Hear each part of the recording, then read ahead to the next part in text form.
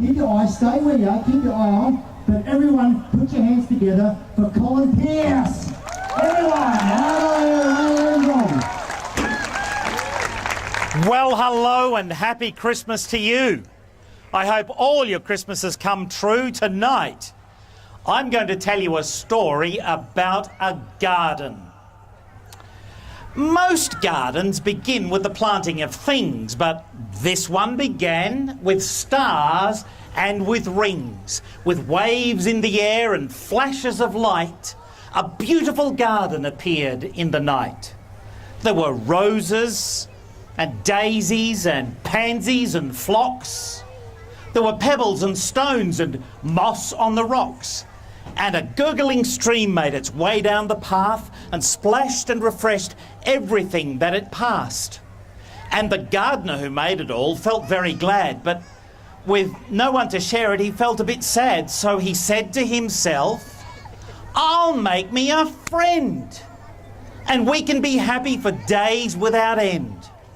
So with the wave of his hands and a sprinkle of light, he created a cat with fur black and white, with gorgeous big eyes and thick fluffy fur. And his heart was so joyful when he looked down at her. But she was so busy cleaning her coat that never a thankful word passed from her throat. And love her as much as he could day by day, she didn't love him. She just turned away. I'm surprised if his patience didn't wear thin. But with neither a grumble, a grizzle, a growl, he waved in the air and created a fowl. A beautiful white leghorn chicken was she, as fluffy and clucky as chickens can be. And as soon as she was made, she got busy.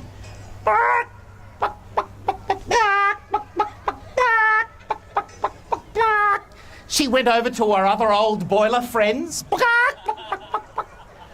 And then she got really busy and said, "Oh, it's Christmas. I've got to get busy and get down to the church and do things down at the church. And I've got to pick the children up from school. And now I've got to do some other busy work. I've got so many busy things to do. I've got to get the dinner ready. And I've got to get the presents wrapped. I've got to take the grandchildren to see Father Christmas.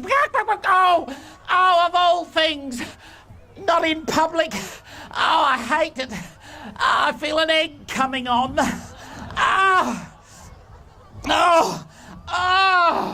Oh, you can laugh, but you've never laid one. Oh.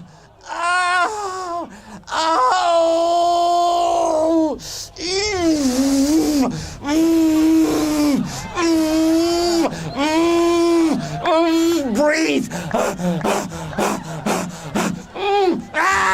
Breathe. No, not the stirrups. Get away. It's the 21st century. No, I don't need forceps. Pity the poor Easter bunny in fields and in hedges. How does he do the ones with the crinkly edges? Oh, thank goodness they don't make them square.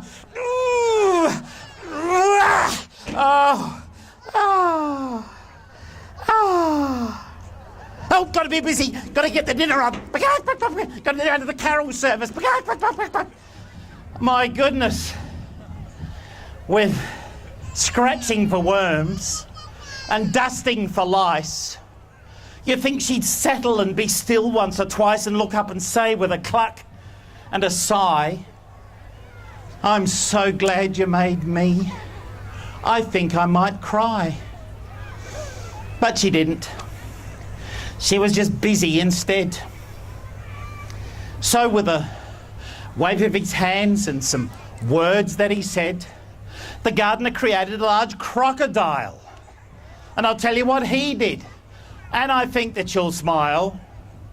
He grumbled a lot, and he growled, and he grizzled. "My bath is too cold. My food is too sizzled. I don't want to go to bed. I don't want to get up. Now I want to drink from a straw, not a cup. I'm sure there's no one here like that.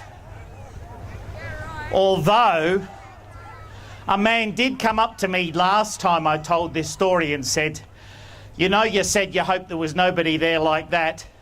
Well, that crocodile's just like my little kid. And his wife stepped up and she said, you know how you said you hoped there'd be nobody there like that? Well, that crocodile's just like my husband. Oh. Such a baby. You think he'd have time just to say, I'm grumpy, I know, but I'm grateful today for bringing me here and making me big. But he didn't. Each day he got worse and behaved like a pig. Once more the good gardener waved with his hands and a frog seemed to be in one of his plans. But he just sat there and blew up his face.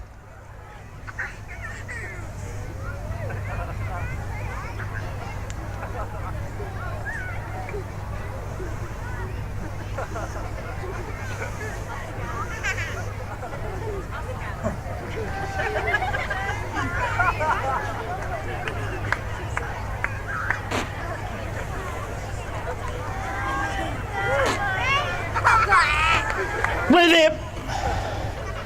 And he wasn't grateful. What a disgrace.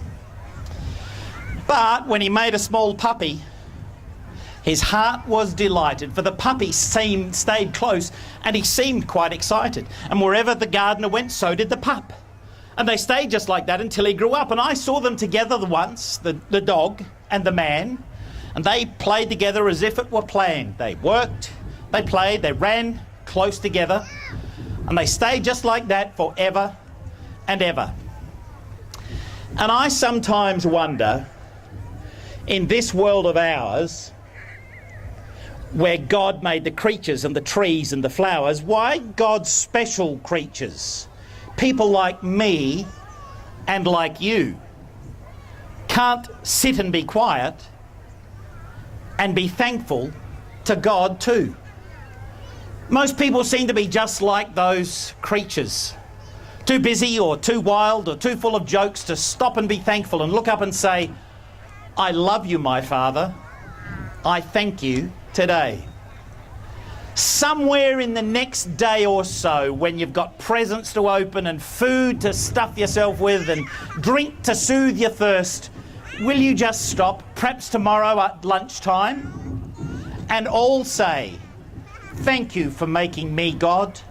I am so grateful to be one of your special creatures. And I'm especially grateful that you sent Jesus to be the example and the saviour of us all. And if you say that, that'll be a great beginning of wisdom and joy. Thank you and happy Christmas. And you put your hands together for Colin Pearce.